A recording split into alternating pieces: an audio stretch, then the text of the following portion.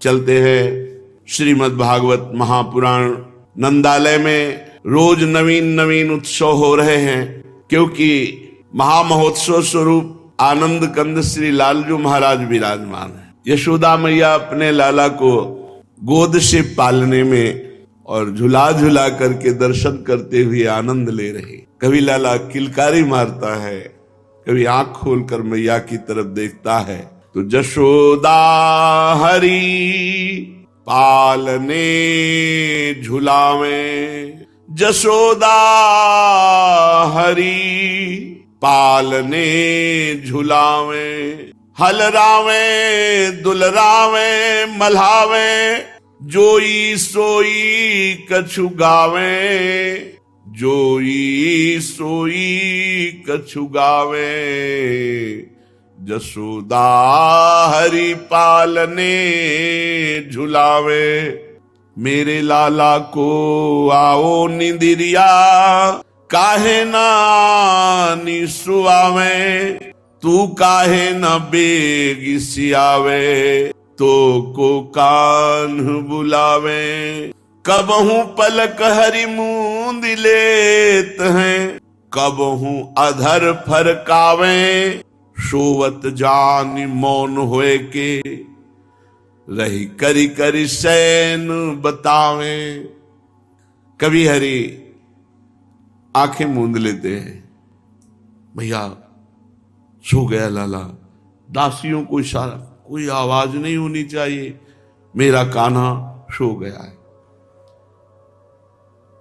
क्या सौभाग्य! अनंत कोटि ब्रह्मांडों का मालिक पालने में, और मैया उस सुख को ले रही जो बड़े बड़े योगियों के ध्यान में भी नहीं आते, उन प्रभु की रूप माधुरी।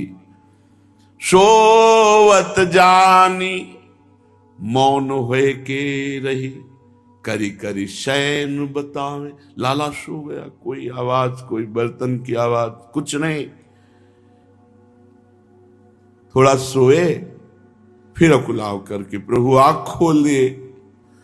इही अंतर अकुलाई उठे हरि। फिर जो सुमति मैया बार बार लाला के वक्षा स्थल पर, छाती पर ऐसे हाथ पे, सो जा सो जा। जसुमति मधुरे गावे, जो सुख सूर अमर मुनि दुर्लभ, सो नंद भामिनी पावे, जसोदा हरि पालने झुलावे। देखो भगवान की लीला में ये देखने को मिल रहा है कि सदैव एक सा नहीं रहता। अगर सुख तो विपत्ति, फिर सुख तो फिर विपत्ति। मैया ने देखा लाला पालने में सो गया, लाला के लिए अपने हाथ से दूध गर्म करती, अपने हाथ से मक्खन निकालती, सेवा में लग गई। इधर कंस भयभीत हो गया,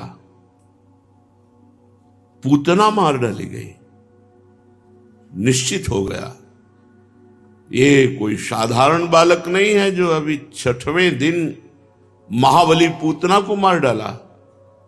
कंस बड़ा सशंकित और भयभीत है। उसी समय सभा में विराजमान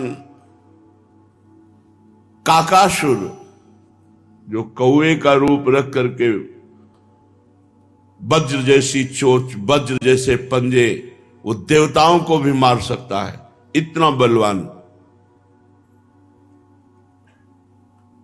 काकासुर खड़ा हुआ और हंसते हुए कहा, महाराज एक बालक के लिए आप इतने चिंतित हो गए।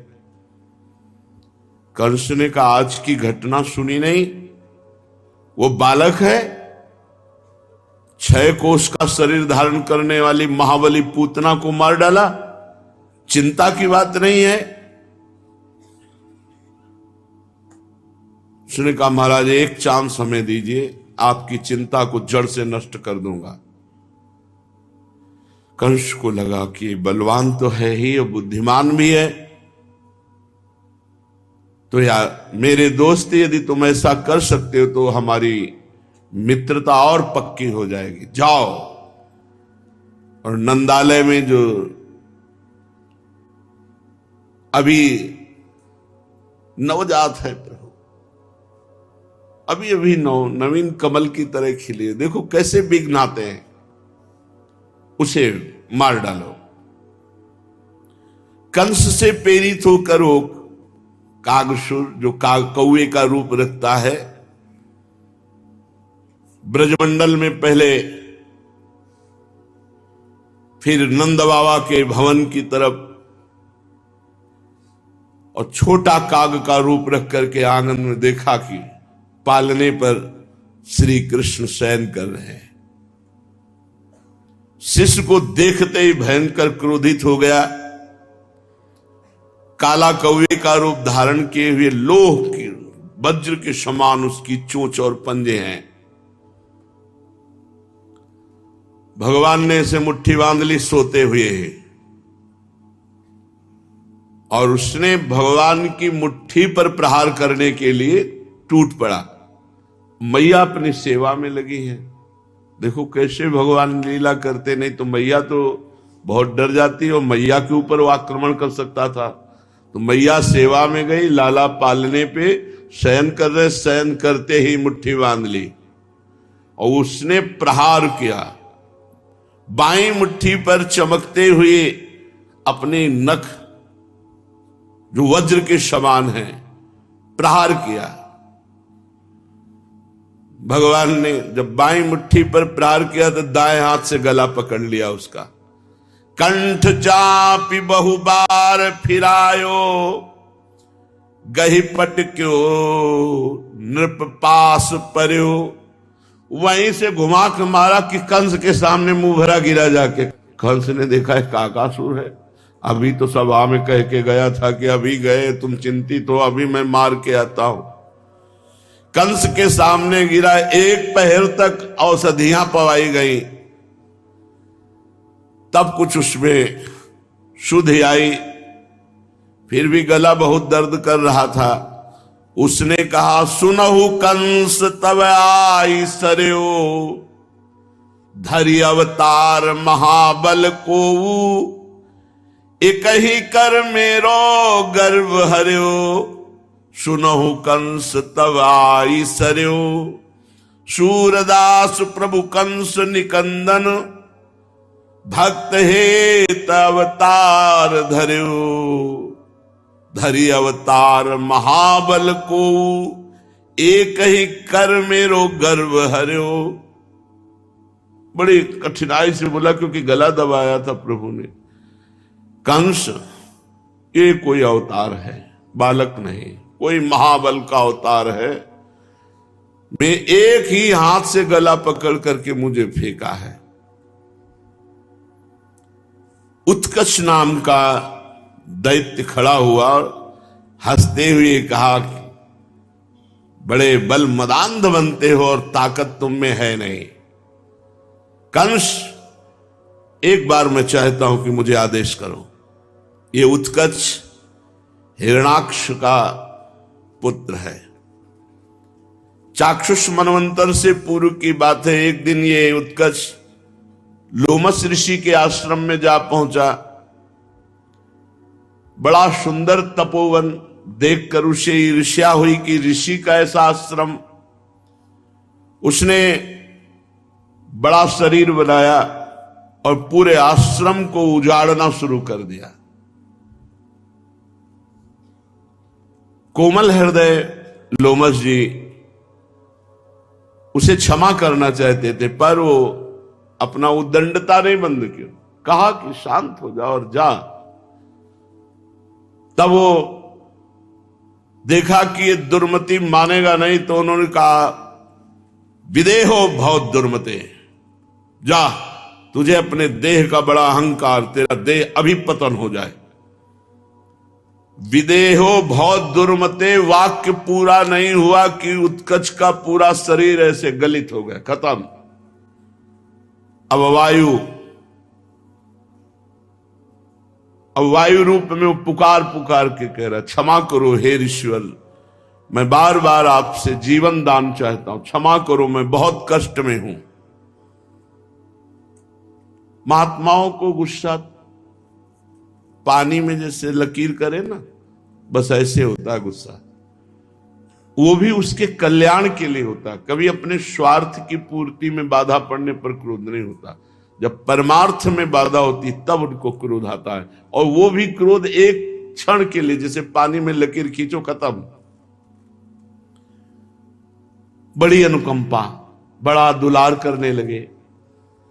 अच्छा, तुम्हें बहुत पीड़ा है, थोड़े दिन तो तुम्हें कष्ट भोगना पड़ेगा। सच्चिदानंद भगवान श्री कृष्ण का जब अवतार होगा तब उनके हाथ से तुम्हारा उद्धार हो जाएगा, तुम अपने स्वरूप को प्राप्त हो जाओगे। काफी समय हो गया था, बड़ा भूख प्यास से व्याकुल वायु रूप होकर भयंकर भटकता रहा। कंस ने वायु रूपधारी उत्कच से कहा, सच्ची तुम उस बालक को मार सकते हो? उत्कच ने हंसते हुए कहा, अभी हमारा आतंक आपने देखा नहीं। अगर मैं सभासदों के बीच में बोल रहा हूं कि ब्रज भीतर उपजो मेरो रिपु, मैं जानी यह बात, दिन ही दिन वो बढ़त जात है, मुंह को करिए घात। दनुज सुता पूतना पठाई, छिनकई मांझ संहारी, और घीच मरोर दियो कागासुर मेरे ढिग फटकारी। ऐसो कौन मारी है ताको, मोही कहे सो आई, वाको मारी अपन पो राखे, सूर ब्रज सो जाई। कंस ने कहा कि तुम सभासदों के बीच में उत्कच ऐसी बात करते हो, और मुझे विश्वास नहीं, क्योंकि उसने पूतना को मार डाला, कागासुर की दुर्दशा कर दी। ऐसा कौन उस बालक को मार सके? मानो प्रज्वलित अग्नि में घृताहुति पड़ गई हो। कंस के वचन से उत्कर्ष गर्व को प्राप्त हुआ, अहंकार करते हुए कहने लगा, मैं राक्षसों का सेनापति हूं, हिरणाक्ष पुत्र हूं, शरीर नहीं है तो क्या मैं वायु रूप से पूरे ब्रज को नष्ट कर सकता हूं? कंस ने कहा, जाओ एक बार तुम भी उपाय करके देख लो। बवंडर रूप, वो जो ऐसे घूमता हुआ बवंडर होता है ना, ऐसा रूप धारण किया उसने। दो कर जोरी भयो उठी ठाढ़ो, प्रभु आय सुमय पाऊं, ही आते जाए तुरत ही मारो, कहो तो जीवित लाऊं। और कंस से कहा, तुम आनंदित रहो, कहो तो मार कर मैं फेंक दे या जिंदा तुम्हारे सामने ले आवे। कंस ने भूरी भूरी प्रशंसा की, वाह वीर, जाओ उसको मार डालो। ब्रजेंद्र नंदन के प्राण हरण का संकल्प करके वो भीषण दैत्य ब्रज की तरफ चला मथुरा से, और ब्रजेंद्र नंदन योगींद्र मुनिंद्र दुर्लभ चरणारविंद, उनको मारने की, जो काल के भी महाकाल है। बीच बीच में घबराहट पैदा हो जाती कि पूतना को मार डाला, कागासुर की दुर्दशा कर दी, कहीं ऐसा तो नहीं कि मेरा शरीर तो लोमस जी ने ले लिया और जान ये ले ले। बीच बीच में घबरा जाता है, फिर रुक जाता है, फिर हिम्मत किया और बाबा के महल की सीमा पर आकर राउंड लगा रहा है। वो वैसे चलता ना, घूमता हुआ वायु चक्रवात, ऐसे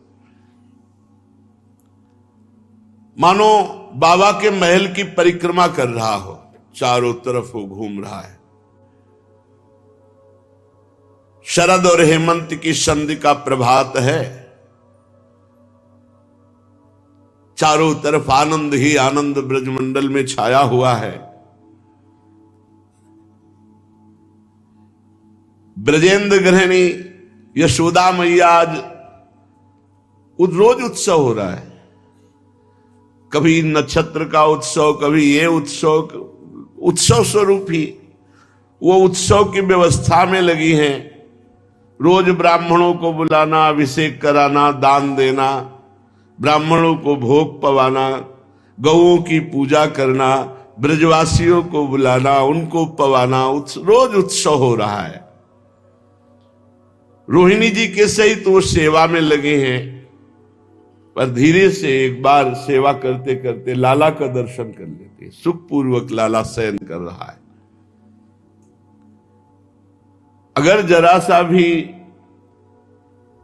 शंका हुई तो दौड़ करके पहुंच जाती है नजदीक, लाला को गोद में उठाती है, दुग्ध पान कराती, फिर शयन करा देती है। प्रभु उठे, भोग लगा, श्रृंगार हुआ, फिर भोग लगा, फिर शयन हुआ, फिर उत्थापन, फिर भोग लगा, फिर श्रृंगार हुआ, फिर शयन। यही तो है, यही अष्टयाम सेवा कर रही है यशोदा मैया। रोहिणी जी यशोदा मैया सेवा में लगी हैं और धात्रियां, दासियां भी उनकी आज्ञा का पालन कर रही हैं। कभी कभी प्रभु बड़े जोर से किलकार मारते हैं, दौड़ पड़ती हैं धात्री, यशोदा जी, रोहिणी जी नजदीक आती, छोटे छोटे वाद्य रखे, झुनझुनाए, ऐसे ऐसे अखिल कोटि ब्रह्मांड नायक प्रभु किलकारियां मारते हैं। नंद नंदन अभी कोई झुनझुना बजा रहे, कोई कुछ गा रहे, इतने में धीरे से करवट लिया।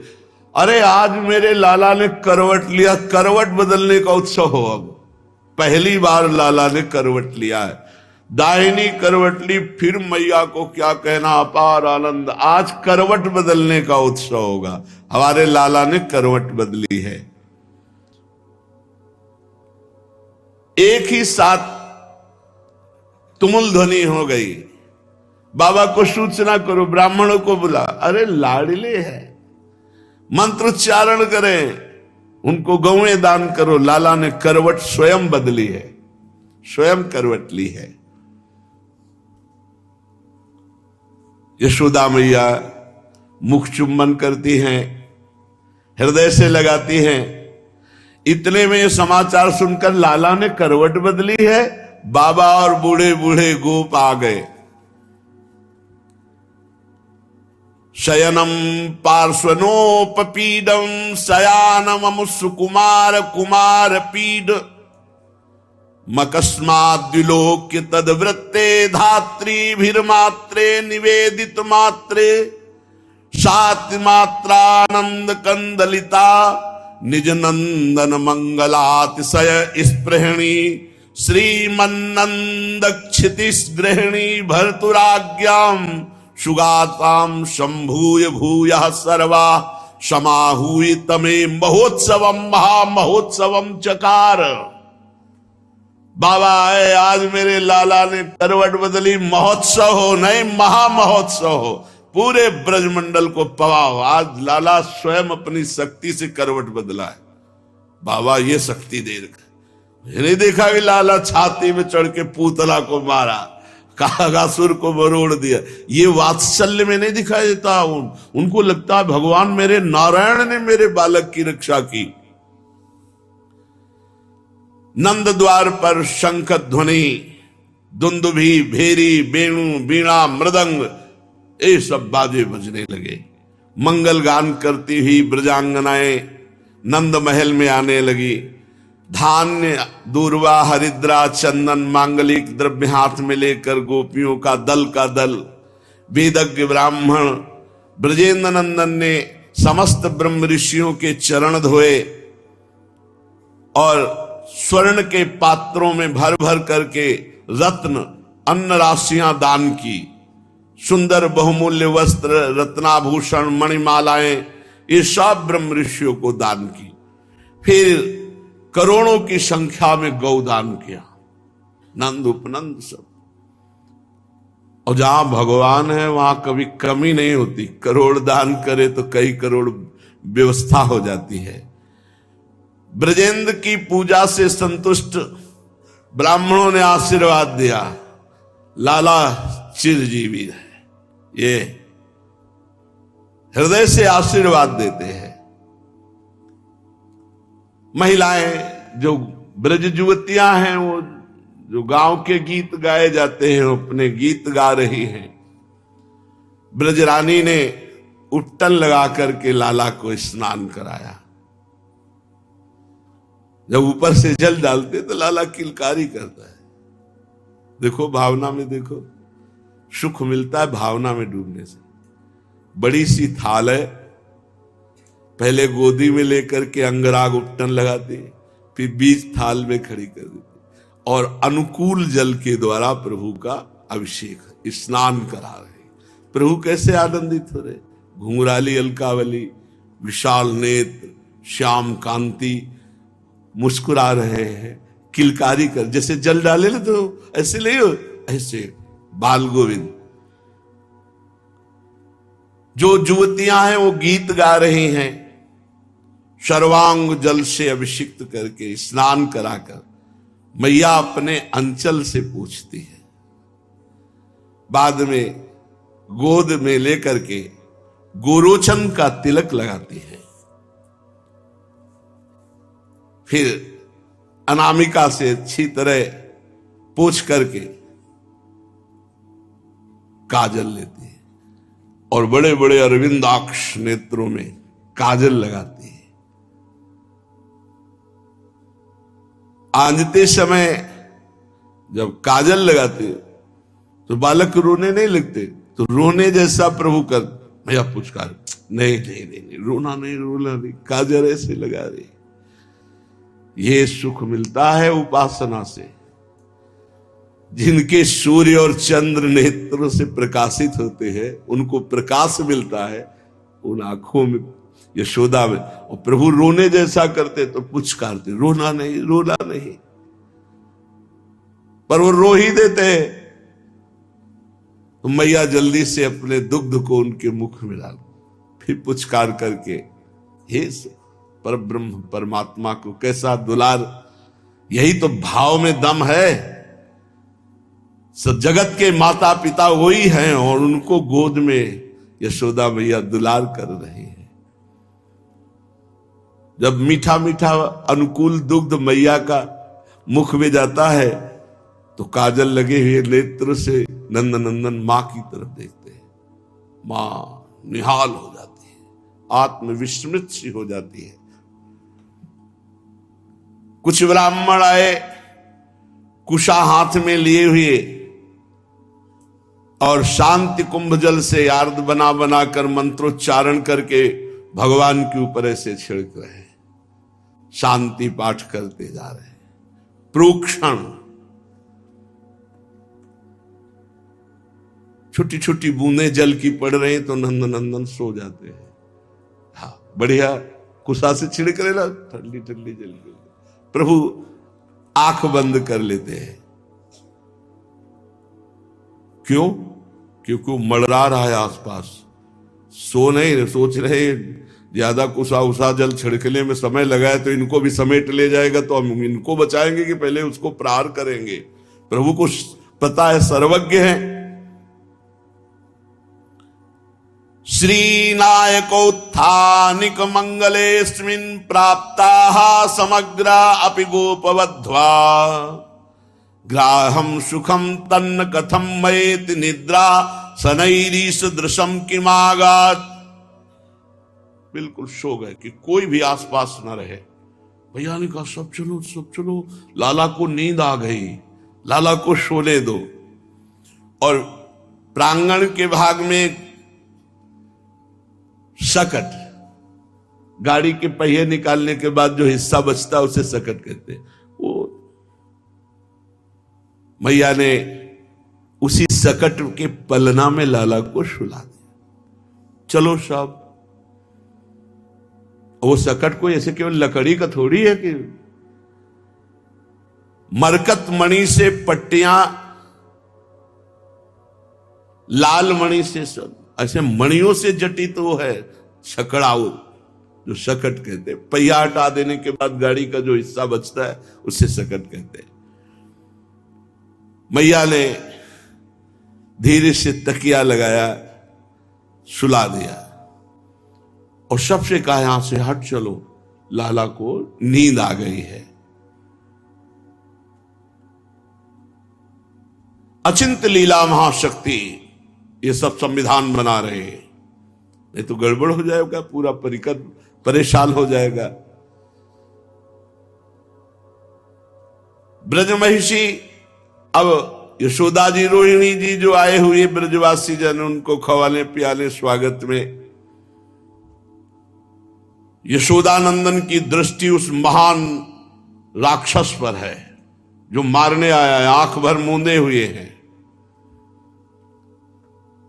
उत्कच दैत्य सीधे आंगन में आया,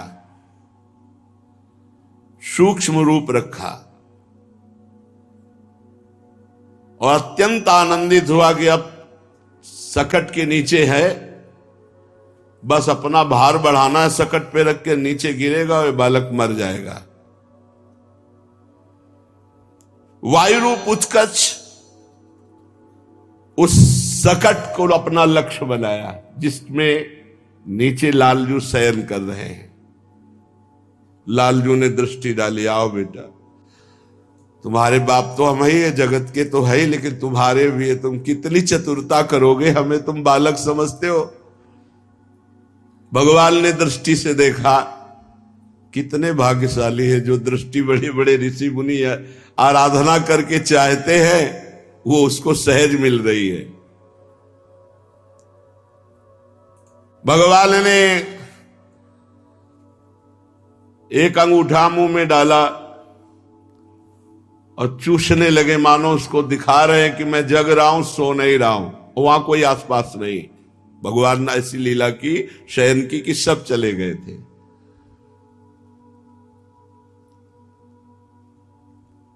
वैसे भी अंगूठा चूसने का अभ्यास है प्रभु को। उसमें आता है ना कि भगवान अपने कर कमल से चरण का अंगूठा, चरण का, करार विंदेन मुखार विंदम पदार विंदे विनवेशयंतम वटस्य पत्रस्य पुटे शयानम बालम मुकुंदम मनसा स्वरामी। तो कर पग गही अंगूठा मुख मेलत, प्रभु पौढ़े पालने अकेले, हरसी हरसी अपने रंग खेलत। अभी सोने की लीला कर रहे हो, जब चले गए ना तो आनंदित हो। मान लो जैसे कोई पहलवान युद्ध करना हो तो थोड़ा अंग अपने, तो अपने अंग और अंगूठा पी रहा। जे चरणारविंद श्री भूषण उरते ने कुनटारती, देखो धोखा रस चरणन में मुख मेलत कर आरती। जो चरणारविंद के रस को सुरमुनि करत विषाद, सो रस है मोहू को दुर्लभ ताते लेत स्वाद।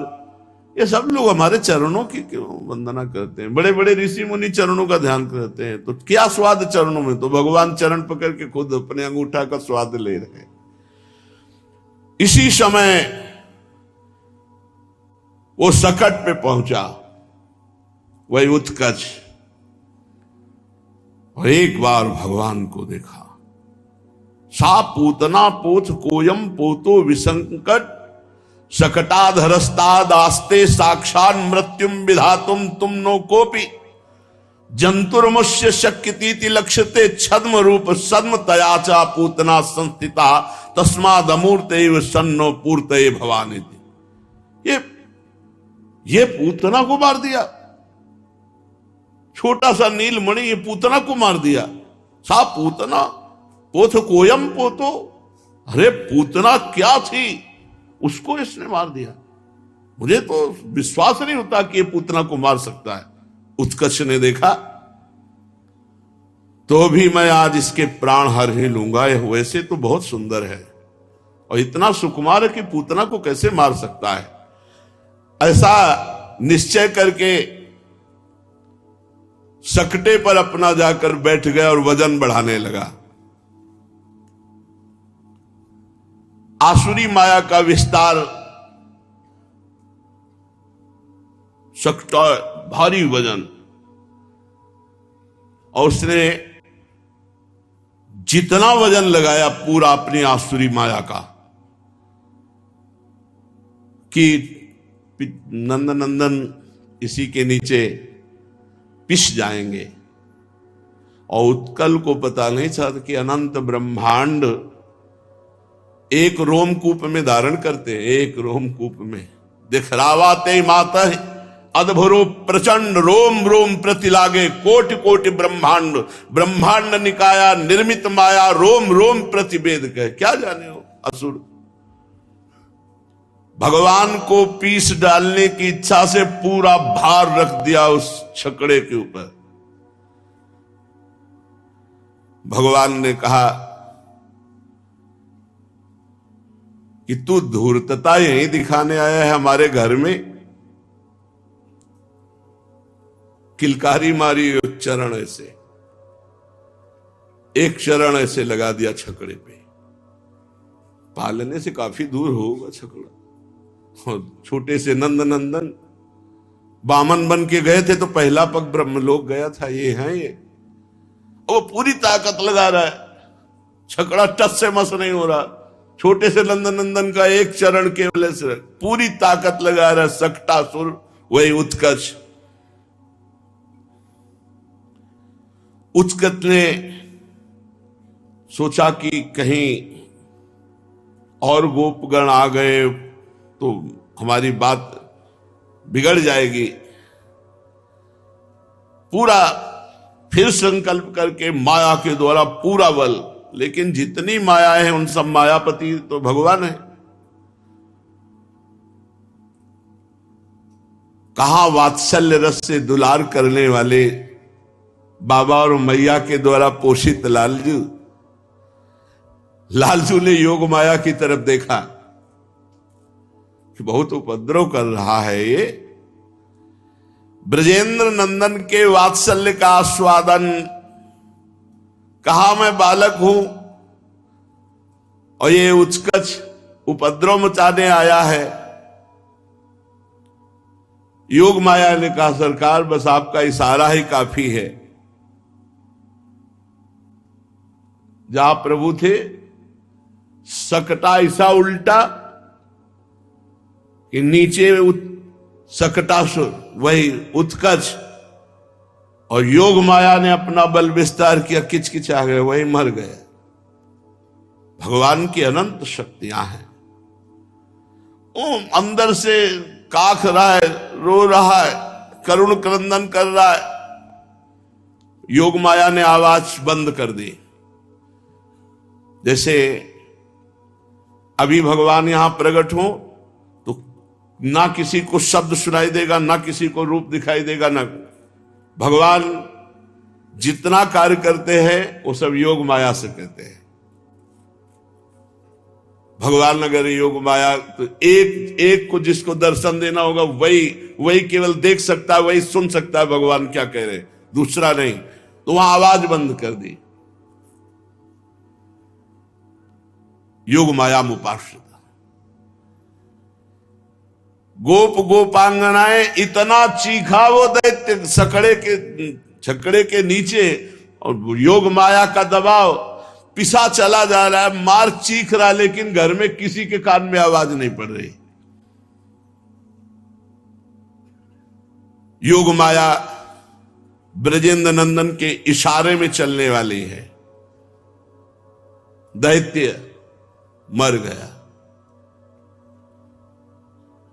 लेकिन सकटे में स्पर्श लालजू का चरण, और सकटे में वो था तो लालजू के चरण के स्पर्श मात्र से, छकड़े के स्पर्श मात्र से वो दिव्य रूप में आ गया। उसका आसुरी शरीर तो मर गया। भगवान के अब योग माया इस समय किसी को आने नहीं दे रही। भगवान के सामने दिव्य रूप धारण करके चरणों में योग माया ने आदेश के तुरंत अंतर यहां विनय और प्रार्थना का भी समय नहीं।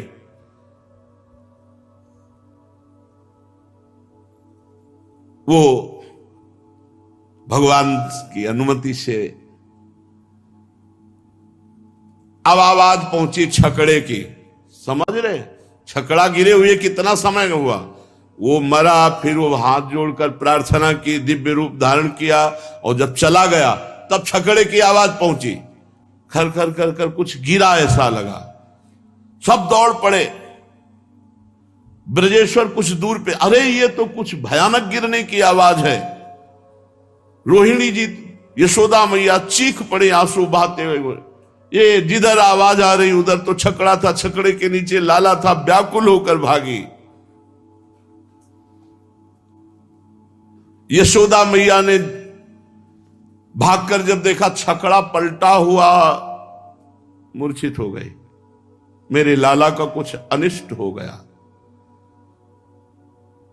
रोहिणी जी ने देखा कि छकड़ा अलग है, वो अलग अपने चरण चला के खूब किलकारी कर रहे। तो यशोदा जी से कहा, बहन नीलमणि सुरक्षित है, कुशल है।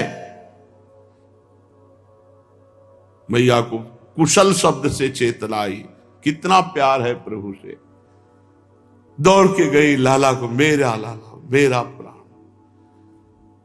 और अपनी दासियों से कहती, हम तो सेवा में मगन, तुम तो बीच में आके देख लेती। डांट रही दासियों को। अश्रु प्रवाह से भगवान को अभिषेक कर रहे यशोदा। लाला अगर तुझे कुछ हो जाता तो मेरा क्या होता। खूब रो रहे। बालों में नवनीतस्य मृदुलस त्रैमासिको श्यांति के हा कष्टम सकटस्य भूमि पतनात् भंगो अकस्मात। नंद बाबा आदि बड़े बड़े बूढ़े ब्रजगोप सोच रहे, ये तो छोटा सा लाला और ये सकटा कैसे पलट गया। ये तो बहुत मजबूत रेशम की रस्सियों से बना हुआ, ये ऐसा कैसे हो सकता है। तत्श्रुत्वापि न मे गतम यदि सुभिस्ते नास्मि ब्रजाधिका। और थोड़ा तो आवाज होती, एकदम कैसे पलट गया। रस्सी टूटती, कुछ थोड़ा आवाज होती, कैसा ये। हाय रे, मेरा नवनील नीलमणि मक्खन से भी सुकोमल है, और इसके निकट पूरा का पूरा सकटा उल्टा होकर के गिर जाना। मेरे तो प्राण निकल रहे हैं बात सोच करके कि अगर मेरे लाला को कुछ हो जाता तो। मेरे प्राण सब ब्रजवासियों के तो यही है। श्री लालजू महाराज खूब रतन उतार करके फिर दान करते हैं। बाबा के यहां दान चलता रहता था। ब्रजरानी समस्त गोप और गोपियों के सामने कहती है कि तुम सब आशीर्वाद दो, तुम्हारे आशीर्वाद से ही हमारे लाला को कुछ नहीं हुआ, नहीं इतना बड़ा सकटा पलट गया था, कुछ हो जाता। सब आशीर्वाद दो। हम गोद पसार कर आशीर्वाद मांगते हैं सब ब्रजवासियों से, ब्रजगोपों से, कि हमारे लाला को कभी कोई कष्ट ना हो।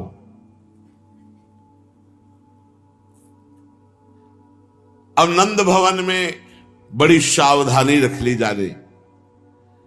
फिर ब्राह्मणों को बुलाया, स्वस्थ वाचन मंगल दान।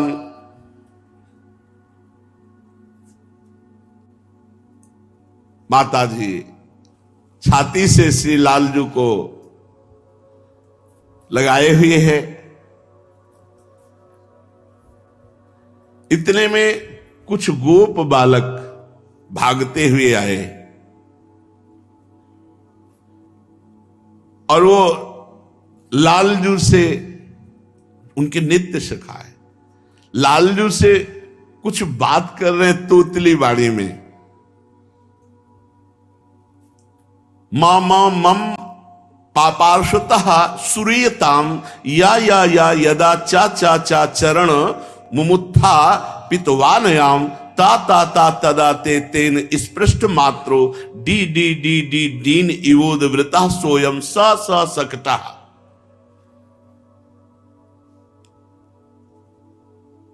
कैसी तोतली बानी में बोल रहे हैं। मां मां मां मां मम पापाश्रुता श्रूयताम, मेरी मेरी मेरी बात सुनो। या यदा च च चरण मुमुत्था पितवानयाम, ये जो सकटा पलटा है मैंने दूर से देखा है। ये कन्हैया ने लात मारी सकटा। ता ता ता तदा ते तेन स्पृष्ट मात्रो डी डी डी डी दीन इवोद व्रता स्वयं स स सकटा। ये जो पूरा माटों सहित सकटा पलटा है, ये कन्हैया ने लात मारी है, इसी से पलटा है। बाबा ने कहा अभी सीधे उठ के तो बैठना नहीं आता, लात मारेगा, सकटा पलट जाएगा। रुदतानेन पादेन क्षिप्त मेतन संशय, कैसे ऐसा हो सकता है मेरा छोटा सा लाला। किंतु वो ब्रजवासी बालक बार बार कह रहे कि इसी के चरण के प्रहार से सकटा पलटा है। बाबा ने माखन दे देकर, हाँ ठीक है जाओ। वात्सल्य के आगे विश्वास नहीं होता, ध्यान रखना, वात्सल्य के आगे विश्वास नहीं होता। ईश्वर देखा। उपनंद जी ने और बूढ़े ब्रजवासियों को बुलाया, गणित लगाई, कैसे पलट सकता है, इतना मजबूत बंधा था, ऐसा कैसे। बाबा ने कहा गणित बाद में लगाना, पहले छकड़ा ठीक करो। जवान जवान बलिष्ठ गोपों ने, जो 50 की संख्या में थे, सकटा को ठीक किया, सामग्री रख दी गई। बड़ा वेद मंत्रों के द्वारा पूरा घर पवित्र किया गया। विप्रा मंत्र विदो युक्तास्तैर्याः प्रोक्तास्तथा शिषा ता निष्फला भविष्यन्ति न कदाचिदपि स्फुटम। मैया को इस सकट गिरने से बहुत भय लग गया। अब कभी अकेले नहीं छोड़ना लाला को, चाहे रोहिणी जी रहे या कोई सखी रहे और या मैया रहे, एक दो तो पास ही रहेंगे। नंद बाबा तो एकांत में हुए हो, कहा हे नारायण, पग पग पर विपत्ति आती हो, आप कैसे बचा लेते हो हमारे पुत्र को। और ये नहीं कह रहे, सोच रहे कि जिनके अंश से नारायण प्रकट हुए वो स्वयं अंशी भगवान है। अब ब्रजेश्वरी पहली बात तो एक क्षण गोद से ही नहीं उतारती थी, और अगर कहीं उतारा तो रोहिणी जी या कोई न कोई धाय मां वहां उपस्थित रहेगी। शाम हुई, लाला को शयन करा रही। जसुदा मदन गोपाल सुआवे, देखी शयन गति त्रिभुवन कंपे, ईश बिरंची भ्रमावे। जब ये शयन करते तो पूरा समेट के शयन करते, मैं ब्रह्मलोक तक सब बोले, पूरा कंपायमान अनंत ब्रह्मांडों का कर विनाश करके सबको अपने में लेके शयन करते। उनको यशोदा मैया स्वयं शयन करा रही। असित अरुण सित आलस लोचन उभय पलक परि आवे, जनु रवि गति संकुचित कमल जुग निशली उड़न न पावे। मानो कमल संकुचित हो रहे रात्रि में, ऐसे प्रभु के नेत्र मुंद रहे हैं। कैसे लाल लाल छोटे छोटे ओष्ठ हैं। श्वास उदर उससित यो मानो दुग्ध सिंधु छवि पावे। जो तो उदर जो भगवान का ऊपर नीचे हो रहा है, बड़ी शोभा हो रही। नाभि सरोज प्रगट पद्मासन उतरी नाल पछितावे। वही नाल, वही नाभि जिससे ब्रह्मा जी प्रकट हुए है, यशोदा मैया ऐसे ऐसे उदर में। लाला धीरे धीरे सो रहा है। कर सिर तर कर श्याम मनोहर, अलक अधिक शोभावे। सूरदास मानो पन्नगपति प्रभु ऊपर फन छावे। जसोदा मदन गोपाल सुआवे। प्रातः काल हुआ, फिर लालन की दिनचर्या स्नान आदि सब करा करके शुभ्रांशु वक्तम तडिदालिलोचनम नवाब्द केशम सरधब्र विग्रहम भानु प्रभावम तमसूत रोहिणी ततच्च युक्तम सहि दिव्य बालकहा। रोहिणी के लाला बलराम जी कैसे एकदम गोरे, आज सुंदर मैया श्रृंगार करके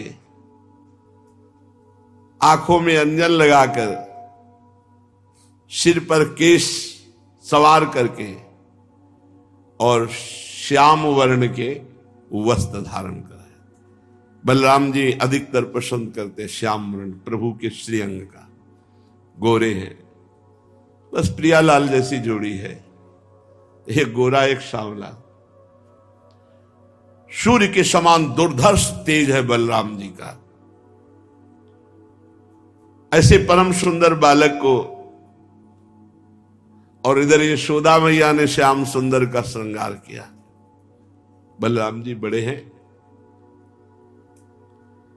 बहुत ही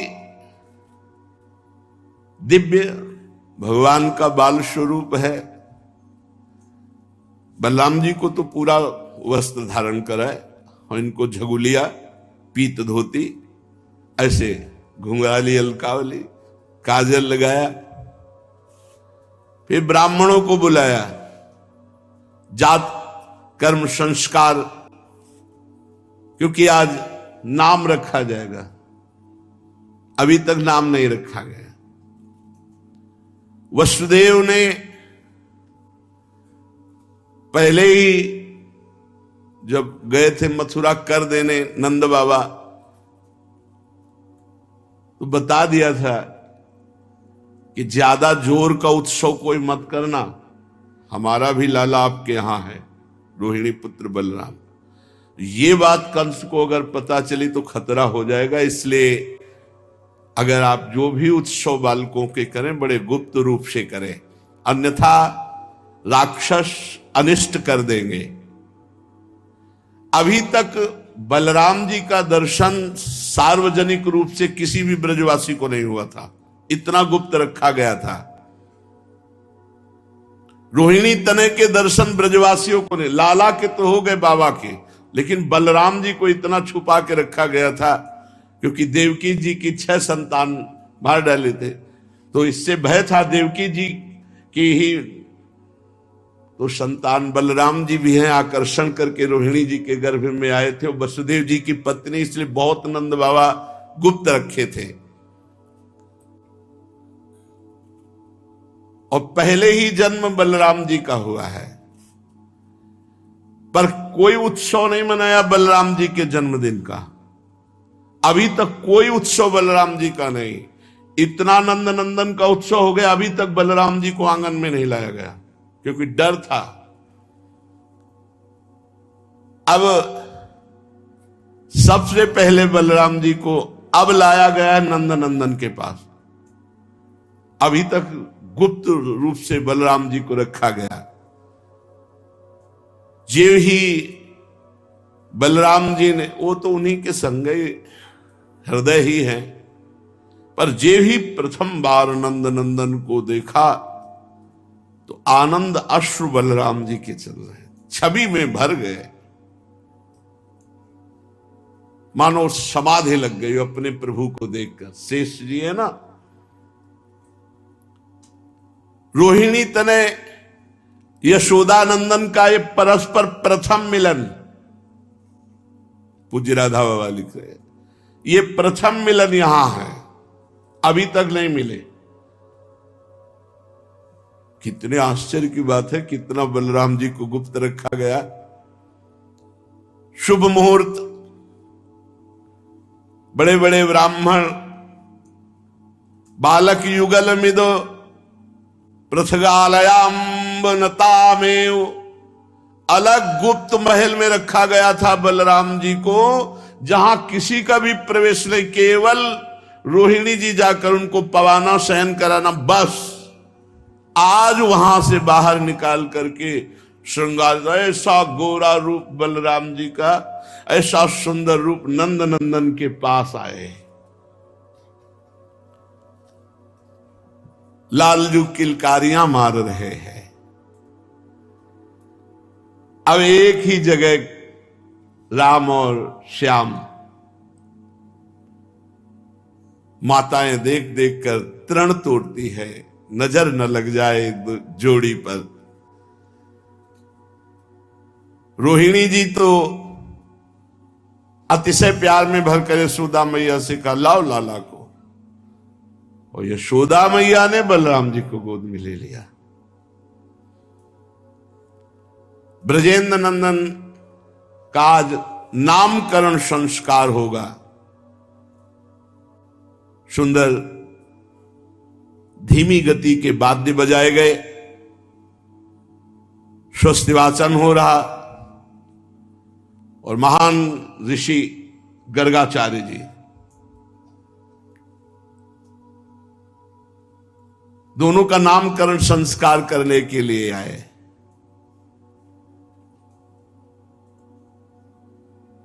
कहा कि देखो,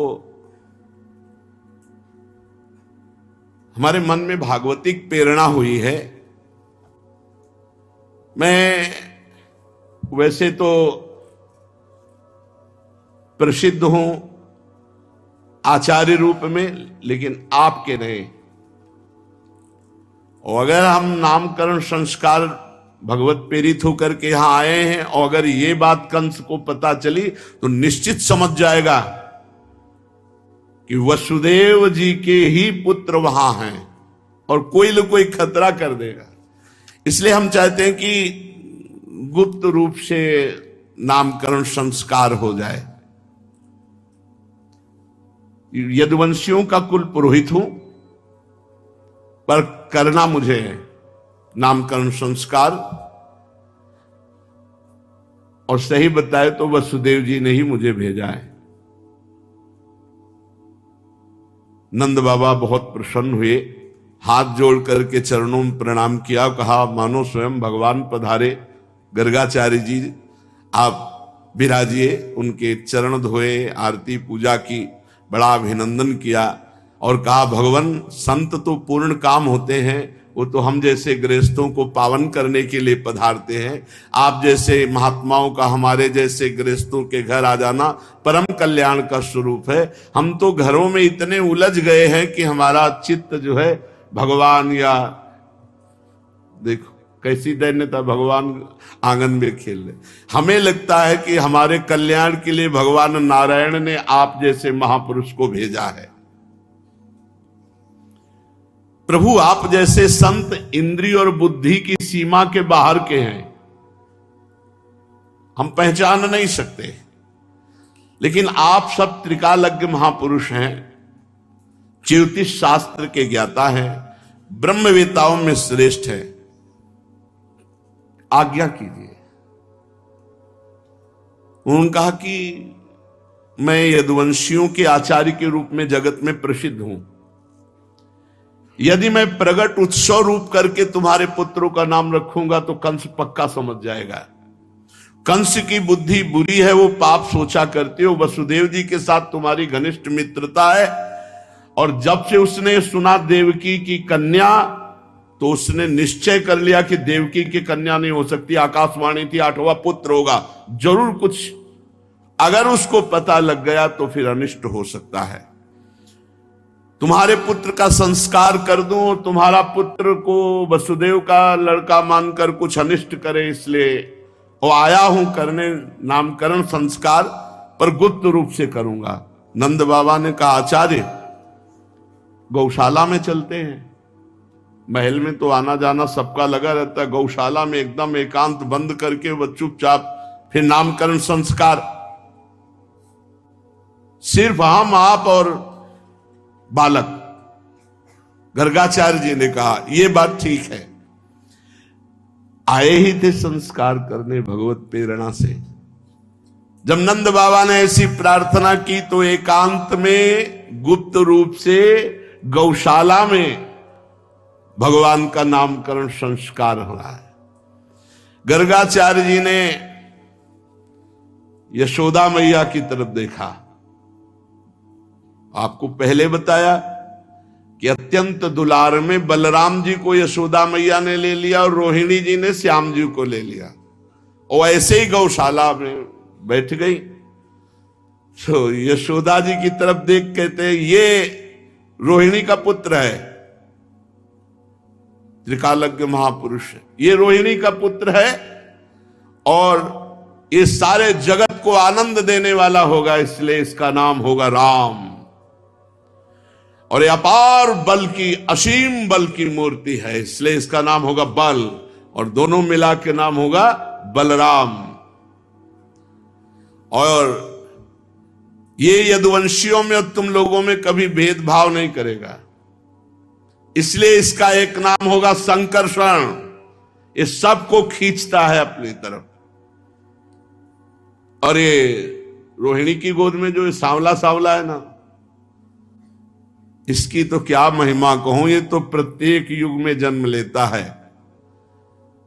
ये पीछे बहुत रक्तपीत आदि विभिन्न रंग स्वीकार करके अवतार ले चुका है। अब की बार ये श्याम वर्ण हुआ, इसलिए इसका नाम होगा कृष्ण। गर्गाचार्य जी ने कृष्ण नामकरण संस्कार में कृष्ण नाम, वैसे तो भगवान के अनंत नाम है। नंद जी, ये तुम्हारा पुत्र पहले कभी वसुदेव जी के यहां भी प्रकट हुआ था। इस रहस्य को जानने वाले इसका नाम श्रीमान वासुदेव। तुम्हारे पुत्र के इतने नाम है कि हम रात दिन अगर उच्चारण करें तो भी पार नहीं पा सकते। अनंत नाम, अनंत गुण, अनंत कर्म। उन नामों को, उन गुणों को, उन प्रभाव को तो मैं जानता हूं, लेकिन संसार के सब प्राणी नहीं जानते। गर्गाचार्य जी ने कहा यह परम कल्याण स्वरूप है जो रोहिणी की गोद में है, सांवला सांवला। ये कृष्ण, ये श्रीमान वासुदेव, ये परम कल्याण स्वरूप है। ये तुम्हारा परम कल्याण करने के लिए प्रकट हुआ है। समस्त गोप और गौओं को ये बहुत आनंदित करेगा। इसकी सहायता से तुम लोग बड़ी बड़ी विपत्तियों से सुगमता पूर्वक पार हो जाओगे। ब्रजराज, ये पहले भी युगों में प्रकट हुआ है। पृथ्वी में एक बार कोई राजा नहीं थे, डाकू चोर बढ़ गए थे, तो इसी ने सज्जन पुरुषों की रक्षा करने के लिए, दुष्टों का संहार करने के लिए अवतार धारण किया था। ये नहीं बताया कि कौन सा रूप। भगवान श्री राम, क्योंकि त्रेता में रामावतार और द्वापर में कृष्ण, तो पीछे युग में राक्षस बढ़ गए थे, तो उन राक्षसों का नाश करने के लिए इसने अवतार धारण किया था। नंद, तुम्हें कैसे बताए, ये जो रोहिणी की गोद में सांवला सलोना है ना, इस संपत्ति, सौंदर्य, कीर्ति में ये साक्षात भगवान नारायण के समान है। तुम बड़े भाग्यशाली हो, बड़ी तत्परता से इसकी सेवा में रहना। नंद बाबा को भली भांति समझाकर गर्गाचार्य जी गुप्त रूप से नामकरण संस्कार करके अपने आश्रम को लौट गए। नंद बाबा को बड़ा आश्चर्य हुआ कि गर्गाचार्य जी कह रहे पहले युगों में अवतार लिया, ये भगवान नारायण के समान। रोने लगे कि ये तो सब मेरे नारायण की कृपा। ये बिल्कुल नहीं आता बाबा के हृदय में कि भगवान है। यही है वात्सल्य, मेरा लाला, ये तो नारायण की कृपा है जो मेरा ऐसा सद्गुण संपन्न पुत्र हुआ। अब एक दिन मैया लाला को गोद में लेकर के बहुत पुचकार करके दुग्ध पान करा रही थी। लाला पीते चले जा रहे थे और मैया पिलाती चली जा रही थी वात्सल्य में भरकर। मैया के मन में आया कि ये इतना दूध पी रहा है तो कहीं अपच ना हो जाए। एक दार्भकमादाय स्वांकमारोप्य भामिनी प्रश्नुतम पाययामास स्तनम स्नेह परिप्लुता।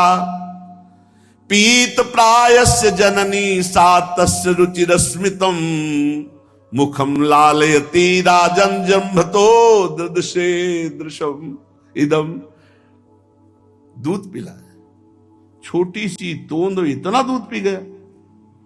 तो लाला की तरफ देख के कि इतना दूध पीने पर अपच नहीं होगा तुझे, और ऐसे तोंद में ऐसे पेट में ऐसे। तो लाला मुस्कुराया, जोई आ किया खम रोदसी ज्योतिरनी कमासा शूरेन्द्रुवन्हि श्वसनाम बुधिश्च द्वीपान्नगास्तद्दुहित्रर्वनानि भूतानि यानि स्थिर जंगमानि। आकाश, पृथ्वी, ग्रह, नक्षत्र, तारे, पूरा चराचर जगत भगवान के मुंह में। मानो भगवान दिखा रहे मैया ये दूध मैं अकेले नहीं पी रहा, पूरे ब्रह्मांड को यहां से सप्लाई हो रही, पूरे ब्रह्मांड को जा रहा है ये दूध। पूरा ब्रह्मांड प्रफुल्लित हो रहा है, आनंदित हो रहा है, पुष्ट हो रहा है। मां मेरे उदर में अनंत ब्रह्मांड वास करते हैं। आकाश, अंतरिक्ष, ज्योतिर्मंडल, दिशाएं, सूर्य, चंद्रमा, अग्नि, वायु, समुद्र, द्वीप, पर्वत, नदियां, वन, समस्त चराचर प्राणी मैया ने लाला के मुख में देखा। बार बार नेत्र करती है, मेरे लाला के मुख में पूरा संसार कहां से आ गया। सावीक्ष विश्वम सहसा राजन संजात वे पथु पसीना पसीना हो गई मैया। वात्सल्य ने ऐश्वर्य को डांट लगाए, यहां तेरा काम नहीं है। तत्काल वो दृश्य गायब हुआ। फिर वात्सल्य उमड़ा। मैया ने कहा, मेरा लाला, ये मेरी निगुड़ी आंखों में ही कुछ हो गया, पता नहीं दुनिया दिखाई देती लाला के मुंह में। और फिर देखा तो लाला मुस्कुरा रहा है। लाला को छाती से लगाया। एक दिन लाला को बहुत प्यार से गोद में बैठाले हुए मां दुलार कर रही थी। एकदा रोह मारूढ़म लालयंती सुतम सती गरिमाणम शिशोरवो ढूमन से हे गिरिकूटवत। भगवान मानो कोई पर्वत हो, ऐसे शरीर भगवान का। यशोदा मैया की टांगें दर्द करने लगी, कितना तगड़ा हो गया है, इतना पीड़ा कैसे हो सकती है। और उधर कंस के पास जब सूचना पहुंची कि जो तुम्हारा उत्कच था ना, वहीं सब कच्छ हो गया, दोबारा तुम्हारे खबर भी देने नहीं आएगा। कंस ने बवंडर रूपधारी तृणावर्त को भेजा, जाओ। वो सीधे बवंडर भयंकर रूप रख करके भगवान ने कहा मैया को गोद में, मैया हमें गोद में लिए, वो मैया को भी उड़ा ले जाएगा। इतना जोर का वजन किया कि मैया ने कहा आज लाला को इतना कैसे वजनील हो गया। भूमौ निधायतम गोपी विस्मिता भार पीड़िता महापुरुष मादध्यो जगता मास कर्मशु। इतना भार से पीड़ित हो गई कि ढनगा दिया जमीन में से। ओहो, कितना गरु हो गया लाला। और इसीलिए भगवान ने अपना वजन बढ़ाया कि मैया यहां से सेवा में जाए। लाला जो ही जमीन में ऐसे, लाला मानो सो गया। चलो थोड़ा सो जा, हम काम कर ले, यही चाहते थे भगवान। इसके बाद वो भगवान नारायण का स्मरण करते हुए घर के काम। तृणावर्त ने देखा बढ़िया अवसर है, निजी का सेवक था कंस का। ये कंस की प्रेरणा से वायु रूप होकर के आया और भगवान श्री कृष्ण को उठाया और बस आंगन से आकाश और आकाश से ब्रजरज से पूरा गोकुल ढक गया। किसी को कुछ दिखाई नहीं दे रहा, बस भयंकर साए साए वायु की आवाज और धूल भरी वायु। 48 मिनट तक तो कुछ दिखाई ही नहीं दिया, ऐसा अंधकार छा गया रज का। जब ये बवंडर चला तो मैया भाग करके वहां गई जहां लाला, लाला तो वहां था नहीं। मैया तो बहुत घबरा गई, बेसुध हो गई, अपना पराया कुछ सूझ नहीं रहा। जिधर देखो उधर धूल भरी आंधी। जैसे बछड़े के बिछुड़ जाने पर गाय की दशा होती है, ऐसे मैया व्याकुल हो गई, रोने लगी, यहां तक कि मूर्छित होकर पृथ्वी पर गिर पड़ी। क्या भगवत प्रेम है। भगवान ने बवंडर रूपधारी उस तृणावर्त का गला पकड़ा और जब आकाश ले गए, और कस के दबा दिया, और भगवान ने इतना बोझा भारी किया कि वो सह न सका, न एक कदम आगे बढ़ सका। तृणावर्त भगवान श्री कृष्ण को नीलगिरी के सामान से इतना वजन बढ़ा लिया, भगवान ने कस के गला दबाया। शिशु रूप भगवान के गला दबाने पर वो निश्चेष्ट हो गया, असुर मर गया, आंखें बाहर निकल आई, बोलती बंद हो गई, प्राण पखेरु उड़ गए, अपना रूप असली धारण करके वहीं धम्म से गिर पड़ा। जे ही गिरने की आवाज सुनी, ब्रजवासियों ने देखा, अरे ये तो राक्षस है, और राक्षस की छाती में कन्हैया, जैसे पूतना की छाती में थे। दौड़ करके सब ब्रजवासी गए, भगवान श्री कृष्ण आराम से उसकी छाती पे। क्या धन्य है ये दैत्य भैया, धन्य है, धन्य है। परब्रह्म परमात्मा छाती में अंतिम श्वास निकल रही, इनसे ज्यादा धन्य और कौन होगा। गोपिकाओं ने दौड़ करके लाला को गोद में उठाया, छोटे से लाला, और भार नहीं सह पाया तृणावर्त। मैया जब होश में आई, लाला गोद में दिया। मैया अत्यंत आनंदित होकर बार बार भगवान नारायण को प्रणाम कर रही, भगवान आपने हमारे बालक की रक्षा की। यशोदा मैया बाबा से कहते, बड़े आश्चर्य की बात है, देखो कितनी बड़ी घटना, ये कौन सा ग्रह नक्षत्र हमारे पीछे पड़ा है कि जब से बालक हुआ कोई न कोई देख लो। लोग कहते हैं हम बड़ी समस्या में, हम कहते हैं परमात्मा जब अवतरित होते तब यहां समस्या संसार डालता है, तुम तो मनुष्य हो। चाहे रामावतार देखो, चाहे कृष्णावतार देखो, देखो देखो ये राक्षस तो हमारे बालक को मृत्यु के मुख में डाल दिया था, परंतु हमारे नारायण भगवान ने जीता जागता हमें वापस कर दिया, और उस दुष्ट को उसका पाप ही खा गया। सच है, साधु पुरुष अपनी क्षमता से संपूर्ण भयों से बच जाते हैं। हम लोगों ने पता नहीं कौन सा ऐसा तप किया। यशोदा मैया नंद बाबा से कह रही, भगवान की पूजा की, या किसी प्यासे को पानी पिलाया, या कोई बाग बगीचा, या कोई दान पुण्य बना जिससे हमारा बालक मरते मरते बच जाता है। ये बड़े सौभाग्य की बात है। जब नंद बाबा ने देखा कि महावन में बहुत सी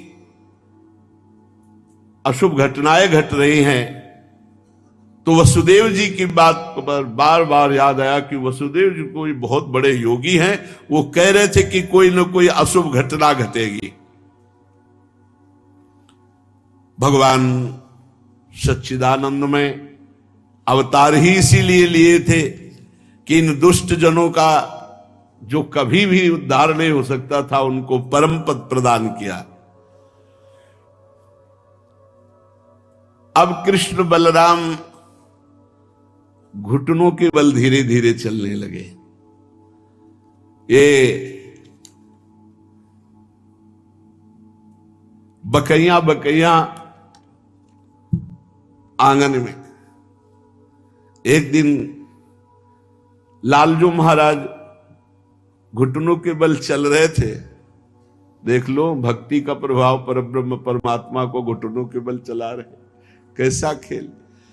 तो पुराने घरों में डेहरी होती थी, लकड़ी की मोटी डेहरी, रोज कितना पवित्र जीवन गृहस्थी का कि माई लोग 4 बजे स्नान करके डेहरी पूजन रोज करती थी। रोज डेहरी पूजन, दीपक जलाना, गाय के गोबर से लीपना सामने और पुष्पों से चौक, रोज का काम था। 4 बजे तो ये शुरू। हम यहाँ कहाँ 8 बजे सो के जगते हैं, दलित दुराएं छाई हुई है 4 बजे। और आपको बताए 2 बजे रात्रि से चक्की पिसती थी। तब ऐसी थी कि कलाई पकड़ लेना तो तुम छुटा नहीं सकते। और मंगल में भगवान के गीत गाते हुए 2 बैठ जाती इधर घर घर, और मंगल में गीत गा रहे। 4 बजे नहा धो करके और देहली पूजन। ऐसे 50 बाल्टी पानी खींचना है, 30 हाथ रस्सी से। कभी दिल फेल होगा? गांव में किसी का दिल फेल हुआ हो ऐसी बात नहीं। कभी किसी को गैस की गोली भोजन पचा लेंगे। इतनी रोटी, 2 लीटर मठा, आधी बेली गुड़, न शुगर और न लीवर। और ये एक बार नहीं, ये बाल भोग होता था। बाल भोग सच्ची कहते किसान के घर, मोटी मोटी चूल्हे की 5-6 रोटी और 2 लीटर मठा डाले पात्र में और मीसे और गुड़ से काट का, अरे लाल धरे फावड़ा चला रे, मेहनत कर। अब तो किसानी में कुछ नहीं रह गया, वो ट्रैक्टर से एक हार, एक मतलब 6-6, 8-8 घंटे जोतना, तब 1 बीघा जोतता था। कितना पवित्र जीवन था। तो बाबा की मोटी डेहरी थी। अब लाला घुटनों के बल चला और ऐसे डेहरी के सहारे, और डेहरी में जो चढ़े तो पेट तो डेहरी में रख गया, पीछे से चरण उठ गए और आगे से हाथ पहुंचे नहीं तो बीच में टंग गए ना। अब रोने लगे तो देवर्षि नारद जी बीड़ा बजाते हुए पहुंच, देखा प्रभु रो रहे हैं, ना तो आगे हाथ जा रहा ना पीछे पैर जा रहा है, क्योंकि बीच में टंग गए मोटी डेहरी नंद बाबा की। आसपास देखा, साष्टांग दंडोत में, बोले प्रभु हटा दें आपको? अरे बोले चलो ये तुम्हारे लिए नहीं है, ये मैया के लिए है। चुपचाप खड़े रहो, दूर जाके वहीं दूर जाके नारद जी खड़े, रोना सुन, मैया रोना सुनकर भागती हुई आई, अरे मेरे लाला दासियों को डांटा देख। नारद जी ने कहा महाराज क्या लीला है, आनंद की डेहरी नहीं लांग पा रहे, वहां वामन अवतार में इतना बड़ा प्रभु, बड़े विचित्र खिलाड़ी। अब ये दोनों खिलाड़ी कृष्ण और बलराम धीरे धीरे घुटनों के बल चलने लगे। जब ये घुटनों के बल चलते हैं तो मैया ने कमर में करधनी बांधी और पैरों में घुंघरू, ऐसी रुंझुन रुंझुन आवाज होती है, ऐसे श्याम गौर जोड़ी दोनों बाबा के आंगन में खेलते हैं, मानो बाबा हर समय परमानंद में, और दोनों एक दूसरे को देखकर खिलखिला कर हंस देते हैं। एक दिन नंद नंदन बाबा के मणिजटित खंभ की तरफ धीरे से सहारे से पकड़ के उठे। देखा तो ऐसे ही लाला, तो वो भी अंगुली रखता है, ये मुस्कुराते वो भी मुस्कुराता है, ये ऐसे कर रहे तो वो भी मुस्कुरा रहे, और मैया छुप करके ये लीला देख रही।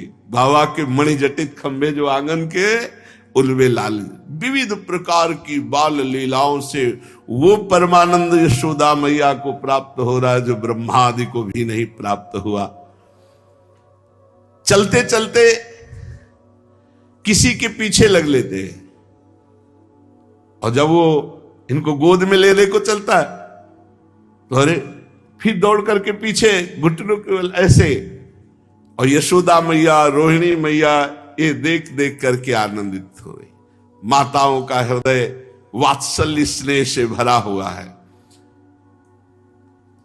कभी कभी अब ये घर के बाहर चलने लगे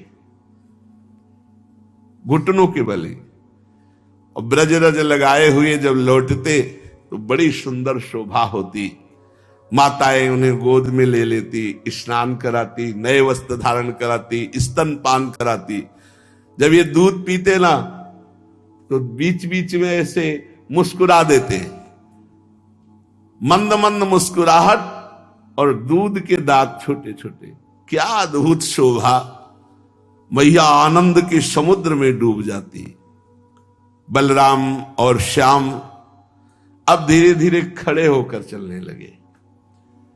अब ये ब्रज के गलियों में भीड़ लग जाती गोपियों की। श्याम बलराम आए, दौड़ दौड़ करके सब इनकी शोभा को देखती। ये बड़े खिलाड़ी,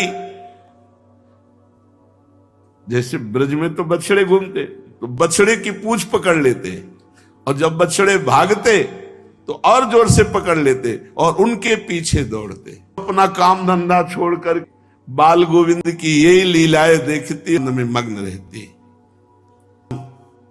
ये दोनों बड़े खिलाड़ी, ये कभी दूहने का समय के पहले सारे बछड़े छोड़, सब बछड़े दूध पी गए।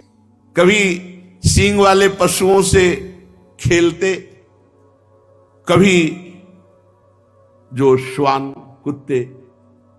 हाँ, परमानंद दास को ठाकुर ले आए पिल्ला, ऐसा उसमें पता है कि ठाकुर जी और क्या ब्रज के कुत्ते परमहंस हैं, बड़े बड़े सिद्ध संत है।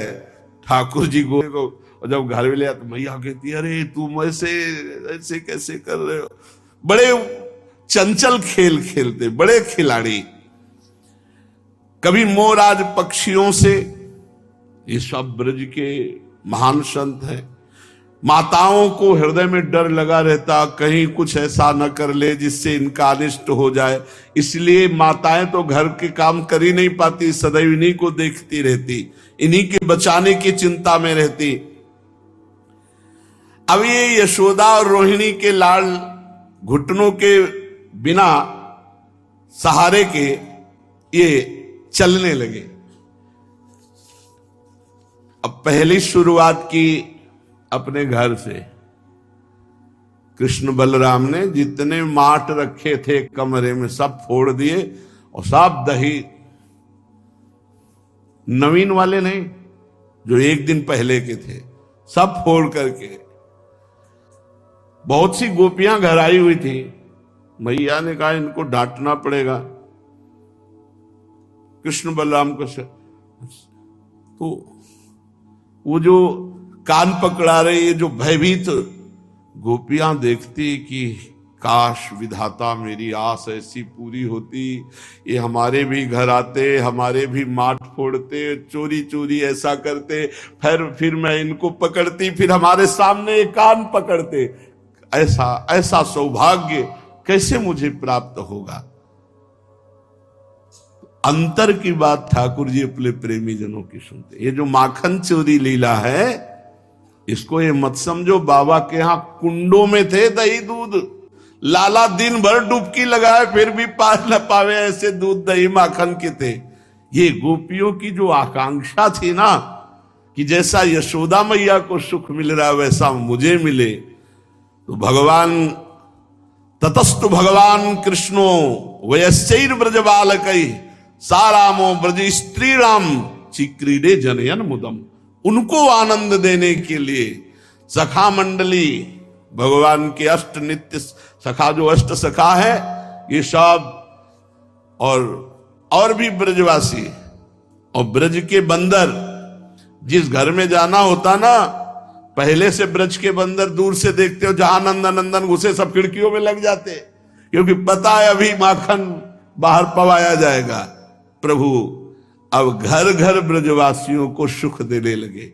श्री चरणों में नूपुर बंधे, रुंझुन रुंझुन करके नंद नंदन और श्याम और उनके सखा और गोपी माट व्यवस्था सब करके छुप जाती थी, और पूरी लीला देखने के बाद फिर हम पकड़ेंगे। शेष चर्चा आगे। श्री राधा वल्लभ लाल।